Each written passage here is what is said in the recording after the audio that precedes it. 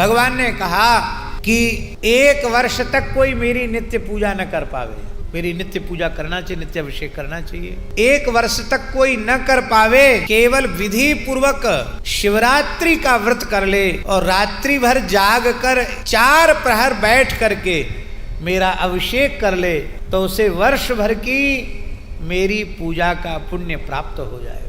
इसलिए शिवरात्रि के दिन प्रमाद नहीं करना चाहिए। शिवरात्रि को अवश्य ही रात्रि जागरण करना चाहिए, और रात्रि जागरण के लिए भी दिन में सोना नहीं चाहिए। दिन में सो गए तो व्रत नष्ट हो जाएगा, और रात्रि को सो गए तो व्रत नष्ट हो जाएगा। 24 घंटे जगना है, सब चीज का त्याग करना आना। कभी हमारे यहाँ सब तरह की तिथियां हैं। एकादशी को भोजन का त्याग, अन्न का त्याग, और एक ऐसी एकादशी आती है जिस दिन जल का भी त्याग, निर्जल एकादशी। इसी तरह से निद्रा का त्याग। महीने में 2 एकादशी होती है महाराज जी। जैसे 4 प्रहर भगवान शिव की पूजा का विधान है, ऐसे ही प्रत्येक एकादशी में शालिग्राम जी की रात्रि जागरण 4 प्रहर पूजा का विधान है। लेकिन हम लोग तो एकादशी नाम की एकादशी करते हैं। एकादशी आने के पहले विचार करना शुरू कर देते हैं कि अब एकादशी आएगी, क्या फलाहार में बनाएंगे। बोल रहे हैं एकादशी व्रत 3 दिन का है। दशमी को एक समय भोजन करना, और द्वादशी को एक ही बार पारायण करना,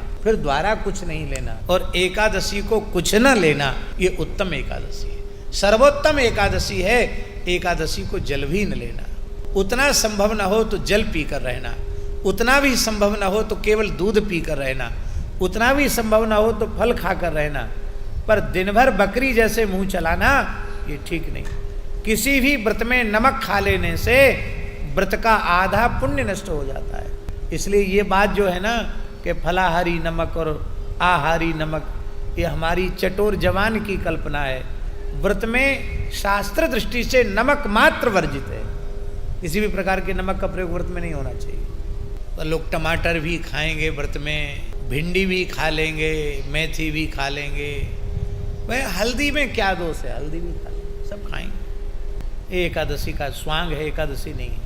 ठीक शिव चतुर्दशी व्रत भी इसी प्रकार का है। हाँ, अब किसी को शुगर हो गया है और बेचारे को इंसुलिन लेना पड़ता है, बार बार गोली खानी पड़ती है, उसकी तो बेचारी की मजबूरी है। वो कुछ खा कर के व्रत कर ले तो वो उसके लिए क्षमा है। पर स्वस्थ शरीर वाले व्यक्ति को पूर्ण निष्ठा से ही व्रत करना चाहिए।